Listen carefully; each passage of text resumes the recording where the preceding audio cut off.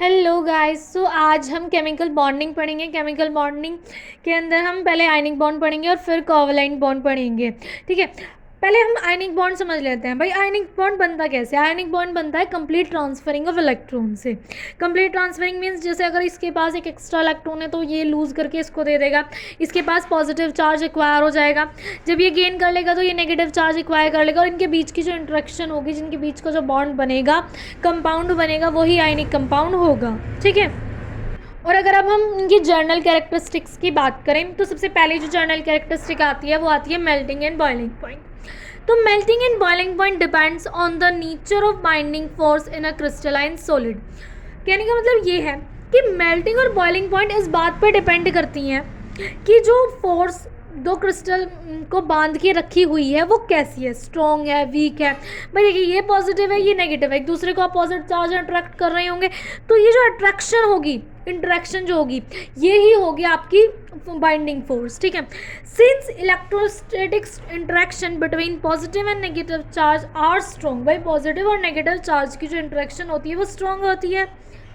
Therefore, their breakdown requires higher energy। तो उस bond को, भाई ये पॉजिटिव का है, ये नेगेटिव का बॉन्ड बना हुआ है, इसको तोड़ने के लिए हमें ज़्यादा एनर्जी देनी पड़ेगी। इस ज़्यादा एनर्जी देने के लिए से हम कह सकते हैं कि इनका मेल्टिंग और बॉइलिंग पॉइंट ज़्यादा होगा। क्यों? क्योंकि मेल्टिंग और बॉइलिंग पॉइंट जब भी तो होगा जब बॉन्ड ब्रेक होंगे। तो ionic compound have higher melting and boiling point. अगर क्वेश्चन मेल्टिंग और बॉइलिंग पॉइंट पे आ जाता है कि आयनिक कंपाउंड का हाई मेल्टिंग पॉइंट और बॉइलिंग पॉइंट क्यों होता है, तो आपको यही बताना है कि इनके बीच की जो इंटरेक्शन होती है वो बहुत स्ट्रॉन्ग होती है, क्योंकि पॉजिटिव और नेगेटिव आयंस होते हैं, और जब होते हैं तो उनको ज़्यादा एनर्जी चाहिए उनके बॉन्ड को ब्रेक करने के लिए। अब बात करें हार्डनेस की, तो the electrostatic interaction between positive ions determines the hardness of the ionic compound. भाई जो पॉजिटिव चार्ज प्रेजेंट है वो डिटरमाइन करेंगे कि हार्डनेस कैसी होनी चाहिए। अब हार्डनेस किन किन बातों पर डिपेंड करती है? एक तो आयनिक कंपाउंड पर डिपेंड करती है, दूसरी चार्ज ऑन आयंस पर डिपेंड करती है। मीन्स आयनिक रेडियाई, उनके बीच का जो आयंस के बीच का जो रेडियाई है वो कितना है, और दूसरा जो आयन है उस पर चार्ज कैसा है, प्लस का है, माइनस का है, 2 प्लस है, 2 माइनस है, कैसा है। ठीक है, hardness increase with decrease in inter ionic distance for a crystal with similar structure. अगर देखो भाई, तो एक कंपाउंड तो हो गया यहाँ पर, एक हो गया यहाँ पर, इनके बीच का बॉन्ड है, ये दोनों कंपाउंड बहुत पास है, इनके बीच का जो इंटरटाइनिक डिस्टेंस है वो कम है। एक बॉन्ड यहाँ है, एक बॉन्ड यहाँ है, ये बन गया, इनके बीच का इंटरटाइनिक डिस्टेंस बहुत ज़्यादा है। जब ये बहुत पास पास होंगे तो इनका जो फोर्स ऑफ अट्रैक्शन है वो ज़्यादा होगा। फोर्स ऑफ अट्रैक्शन ज़्यादा होगा तो इन्हें ज़्यादा एनर्जी चाहिए ब्रेक करने के लिए, यानी कि ये हार्ड है। जबकि इनका टॉनिक डिस्टेंस बहुत ज़्यादा है, बहुत ज़्यादा है ना, तो ईजिली इंट्रैक्शन भी कम हो रही होगी, ईजिली ये ब्रेक कर जाएंगे, यानी कि ये हार्ड कम है। यानी कि जैसे जैसे इंटर इलेक्ट्रॉनिक डिस्टेंस डिक्रीज करती है, कम होती है, तो हार्डनेस जो है वो इंक्रीज कर जाती है। आगे समझ में? भाई हार्डनेस इंक्रीज कर गई, क्यों? क्योंकि इंटर आयनिक डिस्टेंस जो है वो डिक्रीज कर जाती है। ठीक है, आई होप आपको समझ में आ गया होगा। अब चार्ज पे कैसे डिपेंड है, तो hardness increase with increase in charge. Hardness जो है वो इंक्रीज कर जाते हैं, यानी कि ज़्यादा हो जाती है जब हम चार्ज ज़्यादा कर देते हैं। For crystal with similar atomic distance, अगर डिस्टेंस सेम हो, भाई डिस्टेंस अगर फैक्टर नहीं है, जैसे एग्जांपल ले लेते हैं, SRO is much harder than LiCl। क्यों? भाई SRO इस पर 2 पॉजिटिव और इस पर 2 नेगेटिव होगा, इसका क्या होगा, चार्ज ज़्यादा होगा, मोर चार्ज। इस पे क्या होगा, लेस चार्ज होगा। अब मोर चार्ज होगा तो भाई हार्डनेस ज़्यादा होगी, इसलिए ये हार्डर हो जाता है। नेक्स्ट अगर हम टॉपिक्स की बात करें तो उसके अंदर आ जाता है ब्रिटलनेस। ब्रिटलनेस मतलब टूटना किसी भी चीज़ का।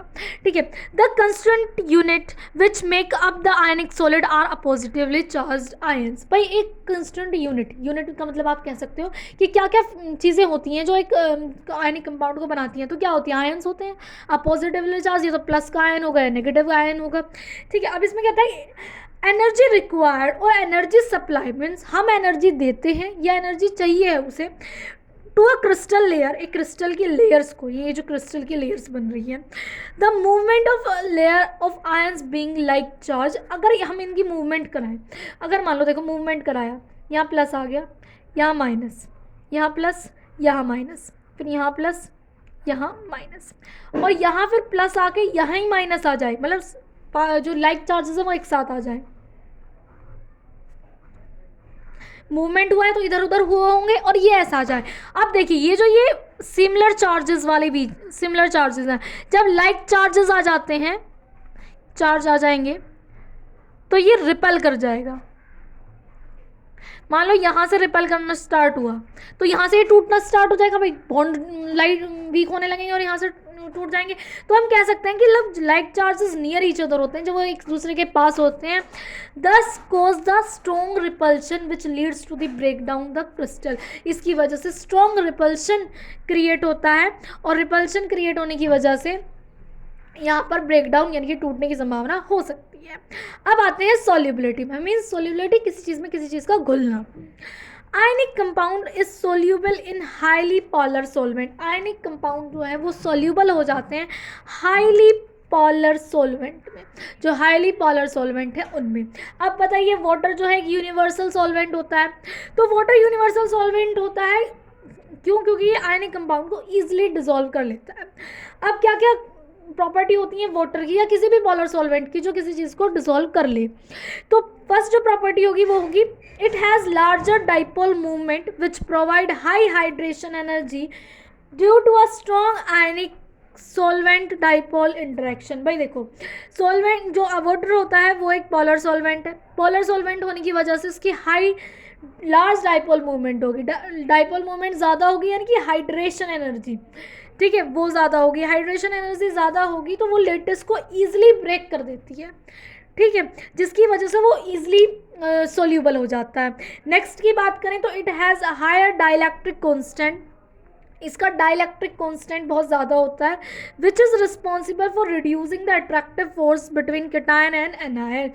डाइलेक्ट्रिक कांस्टेंट का क्या रोल हो जाता है इसमें? डाइलेक्ट्रिक कांस्टेंट ये करता है कि ये जो पॉजिटिव चार्ज होगा और ये जो नेगेटिव चार्ज होगा, इनके बीच की जो अट्रैक्शन है ये उसको डिक्रीज कर देता है डाइलेक्ट्रिक कांस्टेंट, यानी कि कैटायन और एनायन के बीच का अट्रैक्शन फोर्स को है उसको डिक्रीज कर देता है, जिसकी वजह से वो वीक हो जाते हैं तो वो ईजिली डिसॉल्व हो जाते हैं। नेक्स्ट प्रॉपर्टी जो आयनिक कंपाउंड की होती है वो है conductance. Ionic solid do not conduct electricity in solid state, important चीज़ है क्या? सब कहते हैं आयनिक सॉलिड जो है कंडक्ट करता है इलेक्ट्रिसिटी, लेकिन सॉलिड स्टेट में आयनिक कंपाउंड भी कंडक्ट नहीं करता। अब क्यों नहीं करता? इसलिए नहीं करता because ions are situated in fixed position, क्योंकि सॉलिड स्टेट्स में आयंस जो हैं वो फिक्स्ड पोजीशन पे होते हैं।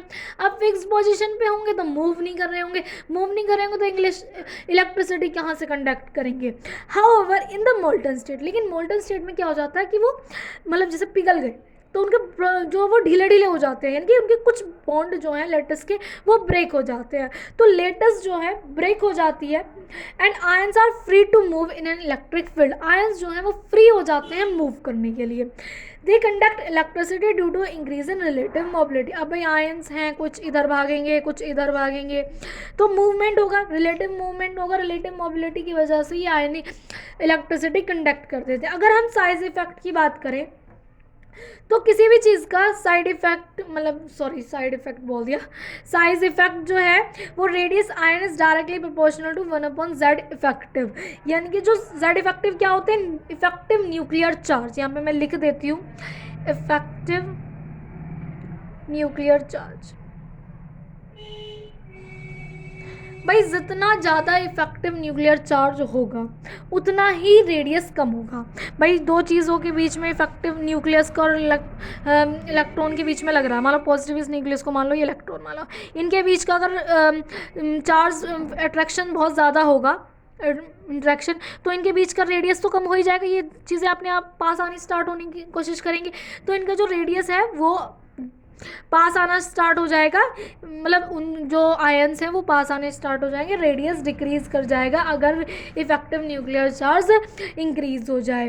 ठीक है। और अगर हम इसको डायरेक्टली प्रोपोर्शनल करें तो 1/c कांस्टेंट लग जाता है, और z इफेक्टिव जो होता है वो एटॉमिक नंबर -s होता है। s जो होता है यहाँ पे स्क्रीनिंग कांस्टेंट होता है, वो आपको जो श्लेटर रूल्स पढ़ते हैं उसमें आता है। ठीक है, वो भी मैं आपको पढ़ा दूँगी जब आएगा।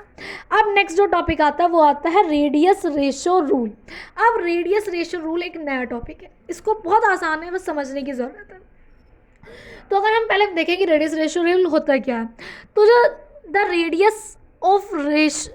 Ratio of the radius of cation and the radius of anion is called radius ratio. यानी कि रेशो किस चीज़ का, रेडियस ऑफ कटायन का to the radius of anion का, means radius of cation upon radius of anion, radius ratio कहलाता है। ठीक है, यानी कि आपको रेडियस ऑफ कटायन ऊपर रखना है, रेडियस ऑफ एनायन नीचे रखना है, और इन दोनों का जो रेशो है वो ही रेडियस रेशो कहलाता है। It's so simple. अब हम आयनिक कंपाउंड की बात करें तो ionic compound consist of positive and negative ions. भाई आयनिक कंपाउंड जो है पॉजिटिव और नेगेटिव आयंस रखते हैं, held together by electrostatic interaction in such a way that the distance between cation and anion is minimum. भाई इलेक्ट्रोस्टैटिक इंटरेक्शन होती है, positive और नेगेटिव के बीच में होती है, तो ये आपस में इतनी पास होते हैं कि इनके जो बीच का डिस्टेंस है वो बिल्कुल मिनिमम हो, कम से कम हो। ठीक है, ये इस तरह की कोशिश करते हैं। If each ion is consider as hard sphere, अगर हम सारे आयन्स को हार्ड स्फीयर मान लें, the optimum arrangement of ion for the most stable structure would be one that involves touching the largest number of a positive charge sphere without any crowding। एक ion अपने opposite charge के ज़्यादातर numbers को touch कर रहा हो, ये एक स्टेबल कॉन्फ़िगरेशन, एक अरेंजमेंट बन जाता है ऑप्टिमम। ठीक है, such situation leads the maximum attraction between a positively charge. भाई मान लो यहाँ पॉजिटिव हो और इसके सारे चारों तरफ नेगेटिव लगे हो, नेगेटिव चार्ज के आयन्स हो, तो क्या इनके बीच का इंट्रैक्शन ज़्यादा होगा? होगा, बिल्कुल होगा। तो ये क्या कर देते हैं कि मैक्सिमम अट्रैक्शन हो जाती है और मिनिमम रिपल्शन हो जाती है। भाई अट्रैक्शन ज़्यादा होगी तो रिपल्शन तो कम होगी लाइक चार्जेस के बीच में। Such an arrangement of ions in a crystal is greatly influenced by radius ratio. इस तरह की जो अरेंजमेंट है वो रेडियस रेशो को ग्रेटली इन्फ्लुएंस्ड कर देती है। अब a cation will fit into a octahedral arrangement of anion for a radius ratio इतने इज रेंज ऑफ इतने 0.414 टू 0.732। भाई क्या है, अगर कटायन जो है वो ऑक्टाहेड्रल अरेंजमेंट में है तो उनका जो रेडियस रेशो होगा वो 0.414 टू 0.732 होगा। मान लो हमें किसी चीज़ का रेडियस रेशो दे दिया 0.525। ठीक है, हमने कहा कि बताओ ये कौन सी रेंज में है, मतलब कौन सी अरेंजमेंट करता है, तो आप इजीली सिर्फ रेडियस रेशो से ही अंदाज़ा लगा देंगे कि इसकी ऑक्टाहेड्रल अरेंजमेंट होगी, कटायन जो है ऑक्टाहेड्रल अरेंजमेंट में फिट होंगे। नेक्स्ट बात करें तो cation will prefer to fit in tetrahedral hole. अगर टेट्राहेड्रल होल में है कटायन तो उसका रेडियस रेशो 0.225 से 0.414 के बीच में होगा। ठीक है, नेक्स्ट अगर क्यूबिक लेटिस की बात करें, कोऑर्डिनेशन नंबर 8 हो तो क्या होगा, रेडियस रेशो रेंज होगी वो 0.73 टू 1 होगी। अगर 7.032 से 1 के बीच में रेडियस रेशो आ रहा है तो आप इजीली अंदाज़ा लगा सकते हैं कि यहाँ क्यूबिक लेटिस है। अगर लेकिन अब इतना अच्छा ये रूल था भाई, इससे हमें इतनी सारी चीज़ें पता चल रही थी, तो इसकी लिमिटेशंस क्या होगी, क्या क्या कहाँ कहाँ ये जो वो है फेल हो गया रूल। तो फर्स्ट लिमिटेशन जो है वो है an ion is consider as sphere for determining the optimum arrangement of ion in a crystal lattice. This is far from reality and serious error can be made if an ion is polarized। भाई हम इसमें क्या कह रहे थे कि हम ये मान रहे हैं कि आयन जो है वो हार्ड स्फीयर है, ऐसे बड़े बड़े मतलब बड़े बड़े क्या छोटे छोटे हार्ड स्फीयर है, लेकिन अब ये तो फार फ्रॉम रियलिटी हो गया। फार फ्रॉम रियलिटी का ये तो हकीकत से बहुत दूर हो गया। क्योंकि एनायन जो है मीन्स जो नेगेटिवली चार्ज्ड आयन है वो तो पोलराइज्ड हो जाएगा। पोलराइज्ड हो जाएगा तो कुछ अगर मान लो ये पॉजिटिव और ये नेगेटिव है तो कुछ इस तरह की तरफ खींचेगा, ऐसे पोलराइज होगा, तब तो ये हार्ड स्फीयर नहीं होगा। तब ये हार्ड स्फीयर नहीं होगा तो आप इसका रेडियस रेशो कैसे निकलवाएंगे? तो यहाँ इसकी पहली लिमिटेशंस आ जाती है। सेकेंड लिमिटेशन क्या कहते हैं, if effective radius of cation is greatly influenced bye anion with consequence of radius ratio change, अगर मतलब इफेक्टिव रेडियस अगर केटायन की रहना है कि ग्रेटली एक दूसरे से इन्फ्लुएंस्ड हो जाए तो रेडियस रेशियो चेंज हो जाता है, ठीक है, ये कोई फिक्स्ड रहता ही नहीं है। अब हम बात करते हैं packing in crystal, packing of ions in crystal. अब कैसे कैसे आयंस जो हैं क्रिस्टल में पैक किए जाते हैं। तो most of the solid the constituent atom are closely packed so that they utilize the maximum available space. जो आयंस है मतलब एटम्स जो हैं वो इस तरह अरेंज होते हैं कि जितना ज़्यादा से ज़्यादा स्पेस अवेलेबल है उसमें सब में भर जाए, ठीक है, बिल्कुल। This sphere are in contact with another in the various layer naturally, ये एक दूसरे से ना अटैच्ड होते हैं, मान लीजिए ये यहाँ है तो ये बिल्कुल इससे अटैच होगा, ये इससे अटैच होगा, ये इससे अटैच होगा, बिल्कुल, ताकि मिनिमम जितना भी सारा स्पेस है वो सारा ये कवर कर ले, ठीक है। The empty space is called void. अगर फिर भी कुछ एम्प्टी स्पेस बच जाता है, मान लीजिए देखिए ये आपका ये जो ये वाला स्पेस बचा हुआ है, ये जो ये है आप इसको वॉइड बोलते हैं, यानी कि जितना भी आपका एम्प्टी स्पेस बच जाता है बिटवीन स्फीयर्स वो वॉइड कहलाता है। अब वॉइड कितने टाइप के होते हैं, there are different type of voids. अब दो तरह के वॉइड आपको यहाँ पढ़ने हैं। फर्स्ट जो है वो है टेट्राहेड्रल वॉइड और सेकंड जो है वो है ऑक्टाहेड्रल वॉइड। अगर मैं टेट्राहेड्रल वॉइड की बात करूँ और ऑक्टाहेड्रल की वॉइड की बात करूँ, ये जो हमने स्फीयर पीछे रेडियस रेशियो में बात करें, इसमें केटायन फिट होते हैं। चलिए आगे बताते हैं इसके बारे में। अगर वन डायमेंशनल पैकिंग आ जाती है, we can arrange the sphere in a row such that they touch one another, this is to utilize the space economically and account the high density of solid. इसमें कैसे arrange होते हैं, ऐसे सिर्फ एक रो में अरेंज होते हैं जो वन डायमेंशनल है। अब वन डायमेंशनल तो समझ गए, या तो एक्स में होंगे या सिर्फ वाई में होंगे या फिर जेड में, किसी एक डायरेक्शन में होंगे। टू डायमेंशनल की बात करें तो place another row of sphere by side of first row, means एक रो से इसका जो अरेंजमेंट वो कुछ इस टाइप का होता है।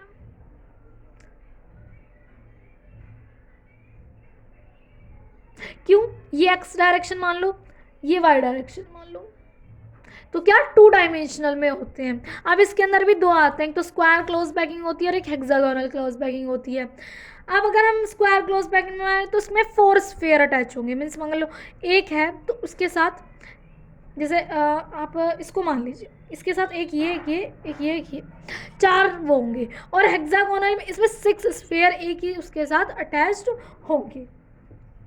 3 डायमेंशनल में with space arranged in all the 3 direction, इसमें तीनों डायरेक्शन में होंगे। अब ये तो एक 3D इमेज है, कैसे बताऊं, मीन्स जितने इधर की साइड होंगे इतने इधर की साइड भी होंगे, फिर मतलब एक्स डायरेक्शन में भी होंगे, वाई डायरेक्शन में भी होंगे। अब ये 3D जैसे क्यूबिक में अरेंज कर दी हूँ, ऐसे समझ लीजिए आप, ठीक है। अब एक इम्पॉर्टेंट स्ट्रक्चर्स जो एग्जाम में पूछी जाती हैं, कुछ एक गिनी चुनी ही पूछी जाती हैं, उनको ही आप समझ लो, बाकी आप कर सकते हो। तो स्ट्रक्चर ऑफ सोडियम क्लोराइड, सबसे पहले तो हम सोडियम क्लोराइड की स्ट्रक्चर देखते हैं। तो सोडियम क्लोराइड की स्ट्रक्चर देखें तो ये सोडियम हो गया, ये क्लोरीन हो गया। आपने क्लोरीन जो है वो FCC में पैक्ड होता है, FCC यानी कि face cubic centre, face centre cubic कह सकते हो। यानी कि इसमें क्या होता है कि फेस के सेंटर में प्रेजेंट होता है, कॉर्नर के साथ साथ भी। तो chlorides are in FCC type arrangement, chlorine are present at the corner and the face centre. Corner के साथ साथ फेस सेंटर के बीच में भी आपको क्लोरीन मिलेंगे, ठीक है। फिर सोडियम कहाँ होता है भाई, तो sodium ions occupied in octahedral site, ये जो बीच की बची हुई ऑक्टाहेड्रल साइट्स हैं यहाँ पर आपको सोडियम मिलेगा। there is only one octahedral site for every chloride, thus the stoichiometry is 1:1। हर एक क्लोराइड के लिए एक सोडियम आयन होगा ऑक्टाहेड्रल साइट्स में। तो ये आपकी स्टोइचियोमेट्री जो होती है, इसकी स्टोइचियोमेट्री उसको 1:1 बोल देंगे। Cation and anion are present in equivalent position, equivalent position में होंगे, मीन सबके बराबर होंगे। तो स्ट्रक्चर का जो कोऑर्डिनेशन नंबर होगा वो 6:6 होगा। ये कई बार 1 मार्क्स में पूछ लिया जाता है कि सोडियम का कोऑर्डिनेशन नंबर क्या होता है, तो सोडियम का कोऑर्डिनेशन नंबर 6:6 होता है। अब the structure of sodium consist 8 ions in a unit cell. अगर हम सिर्फ एक यूनिट सेल की बात करें तो उसके अंदर 8 वो होंगे, 8 आयंस होंगे, और 8 में भी 4 NaCl होंगे और 4 क्लोरीन होंगे, क्योंकि इक्विवेलेंट पोजीशन में होंगे। अगर ऐसे ही हम CSCl की बात करें तो CSCl भी एक इंपॉर्टेंट है, सीजियम क्लोराइड जिसे हम कह रहे हैं। इसकी 3D में स्ट्रक्चर आप बनाना देख लीजिए। उसके बाद जो मेन फीचर होंगे इसके क्या क्या होंगे कि जो क्लोरीन है वो सिंपल क्यूबिक अरेंजमेंट में होगा, ठीक है, सिंपल क्यूबिक अरेंजमेंट में होगा। तो फिर सीजियम कहाँ होगा, सीजियम जो है वो क्यूबिकल इंडस्ट्रियल साइट, जो बीच की जगह इंडस्ट्रियल साइट्स बची रह जाती हैं वहाँ आपको सीजियम प्रेजेंट मिलेगा। अब दोनों इक्विवेलेंट पोजीशन पे होते हैं तो इनका जो स्टिचियोमेट्री होती है वो 1:1 होती है और कोऑर्डिनेशन नंबर 8:8 होता है। मीन्स अगर 8 क्यूबिक हैं तो 8 सीजियम होंगे। नेक्स्ट अब जो सबसे इंपॉर्टेंट टॉपिक आ जाता है वो आता है बॉर्न-लिंडे इक्वेशन विद डेरिवेशन। अब बॉर्न-लिंडे इक्वेशन होती क्या है, तो net potential energy of an ion considering all the type of force due to the neighbouring ion. भाई एक नेट पोटेंशियल एनर्जी मान ली, जितनी भी फोर्स लग रही है सबका एक मान ली पोटेंशियल एनर्जी, जितनी भी नेबरिंग आयंस लगा रहे हैं, तो पोटेंशियल एनर्जी हमने मानी माइनस मतलब नेगेटिव ए का square Z² upon R plus B E² upon R की पावर n। इसमें Z, Z1, Z2 होंगे अगर नेबरिंग अलग अलग है। अब इनको जब आप ऊपर ले जाते हो तो R माइनस में पहुंच जाता है, R-1 हो जाएगा, और इसको ऊपर पहुंचाएंगे तो R-n हो जाएगा। अब इसको करेंगे डिफ्रेंशिएट यानी कि डिफ्रेंशिएशन करेंगे। डिफ्रेंशिएशन का होगा ये कांस्टेंट हो गया, ये कांस्टेंट हो गया, ये ऐसा का ऐसा ही लिखा। विद रिस्पेक्ट टू R होगा तो सिर्फ R का ही डिफ्रेंशिएशन होगा। अब आपको डिफ्रेंशिएशन पता ही है, अगर x की पावर n डिफ्रेंशिएशन होता है तो n आगे आ जाता है, x की पावर n-1 हो जाता है। तो इसका -1 तो आगे आ गया, ये रहा R और n-1 हो जाएगा, तो ये माइनस के 2 हो जाएगा। भाई 1 - 1 हो गया तो -2 हो गया, और -1 आगे आ गया। अब -1 प्लस हो गया तो यहाँ से नेगेटिव हट जाएगा। इसके बाद अब आते हैं R की पावर n-n, तो -n आगे आ गया, R की पावर n-1 हो गया। ये माइनस उधर आ गया, ये प्लस था लेकिन इस बार ये माइनस हो गया, क्यों, क्योंकि इसके यहाँ पर भी माइनस आ गया। अब आपको क्या करना है कि जो डिफ्रेंशिएशन करा है पोटेंशियल एनर्जी का विद रिस्पेक्ट टू R, इसको आपको 0 पुट करना है। 0 पुट करना है यानी कि R equals to R0 put करना है। जब आप इसको 0 पुट करते हो, जो चीज़ नेगेटिव में इधर आके पॉजिटिव में पहुंच जाती है, तो A E² Z² R की पावर -2 इक्वल हो जाता है NB E² R की पावर -n-1। ये हो गया। अब यहाँ से आप B की वैल्यू निकाल लीजिए, मतलब इसको और इनको अपोन में पहुँचा के। ये हो गया B = A² Z² R की पावर -2 अपॉन n, और R0 = -2 प्लस n प्लस 1। और इसको जब हम इसको सॉल्व करेंगे तो -1 प्लस n प्लस 1, -1 और प्लस ये माइनस के 1 हो गया प्लस n हो गया। इसको हम n-1 लिख दें तो ये हमने n-1 लिख दिया। सिमिलरली अब यहाँ से R0 की वैल्यू निकालनी, तो इसको इधर पहुँचा दो, तो ये n जो डिवाइड में था इधर जाके मल्टीप्लाई में पहुँच जाता है, तो NB अपॉन AZ² की पावर 1 अपॉन n-1 बन जाता है। अब आपको क्या करना है, इस B की वैल्यू इसमें पुट करनी है, क्यों, क्योंकि हमें यहाँ से एक ही कांस्टेंट मतलब 2 कांस्टेंट ख़त्म करने हैं। आपने यहाँ B की वैल्यू यहाँ पुट करी तो बन जाता है A E² Z² upon R0 plus AZ² E² upon R0। यहाँ पे आपने B की वैल्यू पुट करी, इस वाले B की, और R0 ये हो गया, ठीक है। यहाँ से आपने इस B की वैल्यू पुट करने के बाद जब आप चेंज करते हो तो A² Z² upon R 1 - n बचता है, और अगर माइनस कॉमन ले लें तो 1 - n बचता है, ठीक है। ये आपको आई होप आपको समझ में आ गया होगा। और इसी को फिर हम μ0 यानी कि लेटिस एनर्जी मान लेते हैं, और 1 मोल के लिए आप Na यानी कि आप इसको एवोगैड्रो नंबर कह सकते हो कि एवोगैड्रो 1, क्योंकि 1 मोल में 1 एवोगैड्रो नंबर होते हैं, तो वहाँ से आप मान सकते हैं। The expression is known as Born Lande equation for lattice energy. आपने पोटेंशियल एनर्जी से लेकर स्टार्ट किया था, लेटिस एनर्जी निकाल दी, यही थी आपकी बॉर्न-लिंडे इक्वेशन। इससे आगे के टॉपिक हम नेक्स्ट वीडियो में कवर करेंगे, जिसके अंदर बॉर्न-हैबर प्रोसेस आएंगी, सॉल्वेशन एनर्जी आएगा, सब आएंगे। आई होप आपको वीडियो अच्छा लगा होगा। अगर वीडियो अच्छा लगा हो तो प्लीज़ लाइक करें, शेयर करें और सब्सक्राइब करें मेरे चैनल को। And thank you so much.